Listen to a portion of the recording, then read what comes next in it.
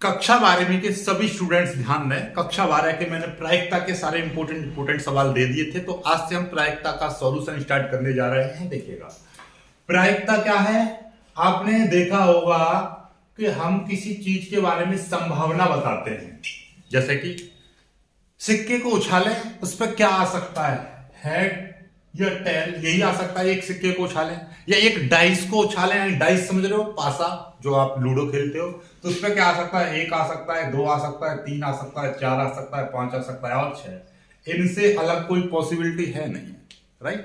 तो उसी तरीके की बातें इसमें सवालों में दी जाती हैं कि मतलब एक सिक्के को 4 बार उछालें या 10 बार उछालें तो उसमें क्या आ सकता है, या हेड आने की प्रायिकता निकालो, या 2 बार हेड आने की प्रायिकता निकालो, या एक बार डाइस को उछाल रहे हैं तो 5 आने की प्रायिकता निकालो, 10 बार उछाल रहे हैं तो कुछ और आने की प्रायिकता। मतलब इस तरीके के सवाल रहते हैं। और ऐसे ही कि मतलब संभावना एक प्रकार की, जहां पर संभावना बनती है वहां पर ये सवाल बन जाते हैं। ओके, तो इनके कुछ फॉर्मूले होते हैं, बेसिक चीज है। क्योंकि पता है क्या, सवाल कराने से पहले आपको बेसिक चीज समझाना जरूरी है। क्योंकि सवाल तो आप उदाहरण देख देख के भी कर लोगे सॉल्व, लेकिन जब तक आपको बेसिक नहीं पता होगा, थोड़ा सा मतलब ज्यादा नहीं तो थोड़ा तो एटलीस्ट आपको पता होना चाहिए कि ये इस तरह से होते हैं, ताकि सवाल आपको समझ में आ जाए।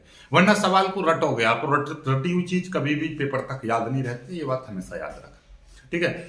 रटने से आप कभी भी हायर स्कोर नहीं कर पाओगे, कर भी लोगे तो उसका कोई फायदा नहीं है, राइट। चलिए, दो प्रायिकता को समझो, कुछ फॉर्मूले बेसिक चीज समझो।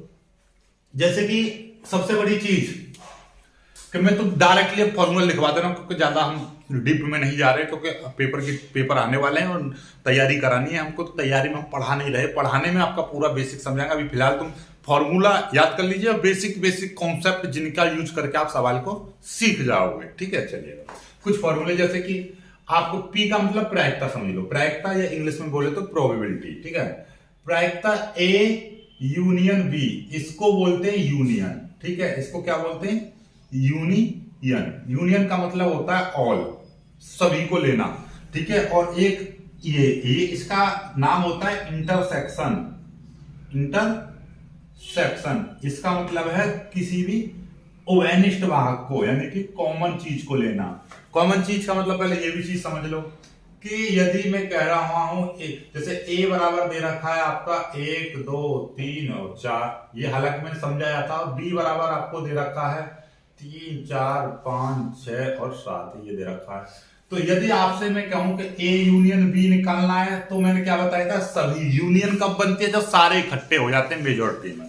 तो देखिए ऐसा समझो, देखो बहुत ही अच्छी चीज बता रहा हूं कि दो पार्टी हैं, एक ए और एक बी। इसमें 1 2 3 4, यानी कि ये जो लोग हैं इस पार्टी को समर्थन दे रहे हैं, ये वाले लोग इस पार्टी को। लेकिन कुछ ऐसे भी लोग होंगे उनमें जो दोनों पार्टी से खुश हैं, दोनों पार्टी को ही समर्थन देने लग जाते हैं, चुनाव में दोनों के साथ ही चलने लग जाते हैं, रैलियों में। ऐसे होते हैं ना कुछ लोग, ठीक है। या गांव में कुछ लोग कि वो उस पार्टी में भी चल रहा है, उस पार्टी में भी चल रहा है। तो उसी तरीके से 3 और 4 ये ऐसे लोग हैं जो इस पार्टी में भी बैठ रहे हैं, इस पार्टी में बैठ रहे हैं, दोनों से मेल जोल रख रहे हैं बराबर बराबर, ठीक है, कोई दिक्कत नहीं है। तो जब दोनों ने एक संगठित पार्टी बना ली, एक यूनियन बना ली दोनों ने, तो क्या होगा कि 1 2 3 4 5 6 7 इस तरह से तो बनेगी पार्टी। ऐसा तो नहीं है कि 3 और 4 को 2 बार काउंट कर लेंगे, नहीं।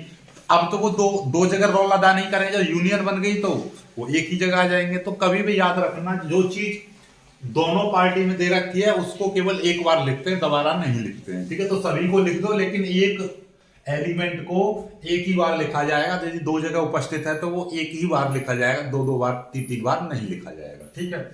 ऐसे ही ए इंटरसेक्शन बी हम लिखेंगे तो क्या हो जाएगा, इन दोनों में कॉमन कौन सा है, ओवेनिस्ट कौन सा है, तो दोनों पार्टियों को समर्थन कौन दे रहा है, 3 और 4 दे रहा है, तो 3 और 4 केवल ये। तो इसका मतलब कॉमन कौन है दोनों में, और इसका मतलब सारी चीज लेनी है, ठीक है। चलिएगा, अब आपका, और यहां पर तो डायरेक्टली फॉर्मूला की बात चल रही है, तो देखिएगा क्या करेंगे हम, पी ए यूनियन बी बराबर क्या होता है formula, P A plus P B minus P A intersection B, ये होता है, ठीक है। चलिएगा, ऐसे ही आपका पी ए इंटरसेक्शन बी निकालेंगे तो हम क्या हो जाएगा, P A plus P B minus P A union B, ये होता है। ये डायरेक्टली फॉर्मूले याद कर लीजिए, ठीक है, ये ठीक।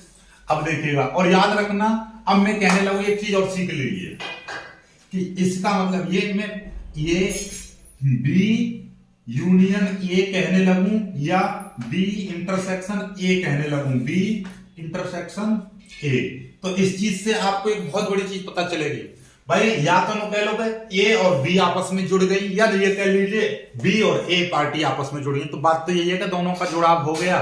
तो देखिएगा बी यूनियन ए, तो बात तो वही आएगी। इसका मतलब ये जो लिखा हुआ है इसका मतलब क्या है, ये बी यूनियन ए, ठीक है।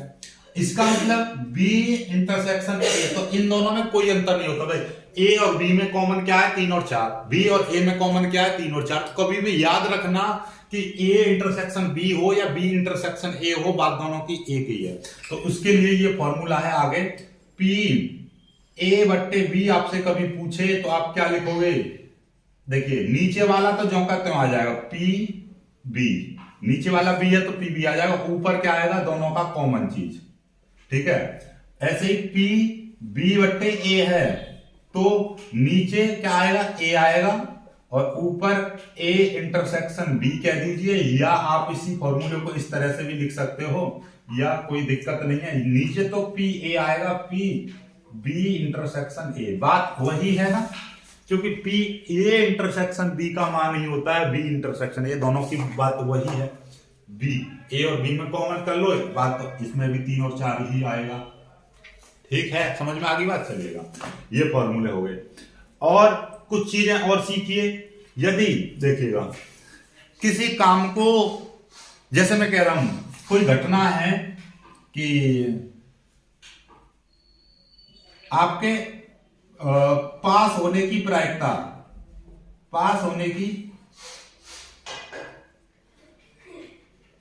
प्रायिकता आपकी पी एक्स है, तो पास ना होने की प्रायिकता हो जाएगी पी एक्स डैश। समझ में आगे बात, यानी जिसके ऊपर डैश लग जाता है तो उसका मतलब यह है कि वो घटना नहीं हो रही है, वो घटना कारित नहीं हो रही है, वो घटना नहीं हो रही है, उस घटना से संबंधित नहीं रखना। यानी कि मैं कह रहा हूं यस के लिए आपका ए से प्रदर्शित कर रहे हो, तो नो के लिए हम किससे प्रदर्शित करेंगे प्रायिकता में, ए डैश से, या कभी कभी ए स्टार भी बोल देते हैं, या कभी कहीं पे एस भी लिख देते हैं। इसका मतलब कॉम्प्लीमेंट्री, मतलब उसका इनवर्स, ठीक है, समझ में आ गई बात। यदि मैं कह रहा हूं कि आपके 90% आने की प्रायिकता या आपके 90% आने की घटना बी है, तो आपके 90% ना आने की घटना क्या बन जाएगी, बी डैश, ठीक। तो ये आगे यूज होंगी ये चीजें, ठीक है। जैसे अभी मैं आपको एक चीज और आपको बता दे रहा हूं, कुछ चीजें और सीखो। जैसे कि यदि मैं कहूं, ये बेसिक कॉन्सेप्ट आप सीख लेना, इन्हीं से सवाल बनेगा सारा, ठीक है, इन्हीं से सवाल बनेगा आपका। देखिएगा कुछ चीजें सीखिए, जैसे कि मैं कह रहा हूं ये हो गया है ना, इसका मतलब देखिएगा, यदि पास होने की घटना पी एक्स है तो पास ना होने की घटना पी एक्स डैश हो गई, और पी एक्स डैश की जगह पर क्या लिख दोगे आप, one minus P x dash, ठीक है, 1 माइनस, क्योंकि किसी भी चीज की प्रायिकता जो सबसे ज्यादा प्रायिकता होगी या वो 1 हो सकती है। यानी कि कोई भी चीज, जैसे कि हम सिक्का उछालें, क्या आएगा, हेड या टेल आएगा। तो हेड आने की प्रायिकता मतलब हो सकता है 2 बार में हेड आए, 3 बार में हेड आए, 5 बार में हेड आए, कुछ भी आए, या एक सिक्के को 100 बार उछाला जा रहा है तो हेड आने की प्रायिकता चलिएगा। तो देखिए कुछ फॉर्मूले और लिख लीजिए, जैसे कि घटना होने की प्रायिकता, घटना होने की प्रायिकता बराबर पी ए है, तो घटना ना होने की प्रायिकता, घटना ना होने की प्रायिकता क्या हो जाएगी, पी ए डैश हो जाएगी, ठीक है। और पी ए डैश की यदि हम वैल्यू निकालेंगे तो कितना हो जाएगा, 1 माइनस पी ए, क्योंकि कोई भी चीज है, जैसे सिक्का उछाल ले तो हमें हेड आने की प्रायिकता चाहिए, हो सकता है कि वो हेड एक बार में आ जाए और हो सकता है कि काफी देर में आए, तो मतलब क्या है, एक से कम कभी प्रायिकता हो नहीं सकती है। तो ये अधिकतम प्रायिकता यानी अधिकतम मानते हैं तो वो कितनी 1 मानते हैं, ठीक है, चलिएगा। अब आगे की बात चलते हैं, आगे की आगे की प्रायिकता क्या हो जाएगी भाई? आगे की प्रायिकता, हाँ कुछ और फॉर्मूले ले लेते हैं, जैसे आपका यदि घटना स्वतंत्र है, घटना स्वतंत्र है, तब हम क्या लेते हैं? पी ए इंटरसेक्शन बी बराबर लेते हैं P A into P B. ठीक है, घटना स्वतंत्र है तो ये लेते हैं। ठीक है, और घटना अपवर्जी है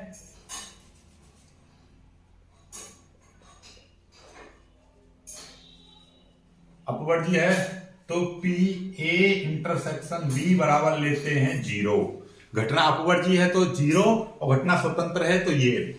और देखिएगा, और आपका ये चीज याद रखने वाली चीजें हैं सारी। ठीक है, P A dash intersection B dash ये पूछ रहा है, तो इसका मतलब पी ए यूनियन बी का होल डैश कर देते हैं। ये डैश लगा हुआ है तो इसको ऊपर डैश कर देते हैं, तो इसका मतलब हो जाता है 1 minus P A union B, ये हो जाता है। ठीक है, चलिएगा। और एक और है बेज प्रमेय, ये भी अपने आप में बहुत ज्यादा इंपॉर्टेंट है। ये क्या होती है भाई? ये होती है पी ई आई बट्टे ए बराबर आपका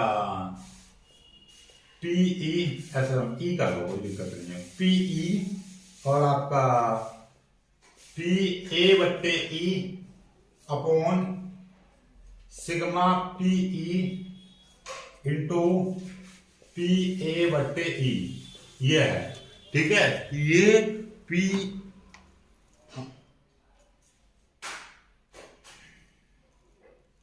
ठीक है, ये बेज प्रमेय। बेज प्रमेय का जब हम सवाल कराएंगे तब आपको समझ में आ जाएगा सारा कुछ, बेज प्रमेय होती क्या है, इसको सवाल को समझेंगे। और तो मुझे इसमें कोई फॉर्मूले ज्यादा इंपॉर्टेंट लग नहीं रहे हैं, बाकी मेरा इतने ही फॉर्मूले से सारा काम हो जाएगा। ज्यादा फॉर्मूले मुझे लिखवाने की कोई वही नहीं है, औचित्य नहीं है, क्योंकि जितनी मुझे आवश्यकता है वही फॉर्मूले में कराऊंगा, और ज्यादा मुझे कराने की जरूरत नहीं है। ठीक है, चलिए बस इतने ही फॉर्मूले कर लीजिएगा, इन फॉर्मूलों को याद कर लीजिएगा। बाकी सारे सवालों को मैं इसी फॉर्मूला पर बेस्ड सारे सवालों को करा दूंगा मैं। ठीक है, इन्हीं फॉर्मूले पर बेस्ड में सारी पूरी एक्सरसाइज को खत्म करा दूंगा, प्रायिकता को। ठीक है, चलिए तो इसलिए इतना ले लीजिए। अगली वीडियो तो मैं सवाल कराना स्टार्ट करूंगा, क्योंकि मुझको कहीं जाना है तो वीडियो बस बन नहीं पाएगी, तो इसको इतना ही वीडियो को एडिट करके मैं डाल दूंगा, अपलोड कर दूंगा। ठीक है, तो अगली वीडियो में मैं इसके सारे सॉल्यूशन बना के डालूंगा। ठीक है, ये फॉर्मूले हैं, इनको याद कर लीजिएगा। ठीक।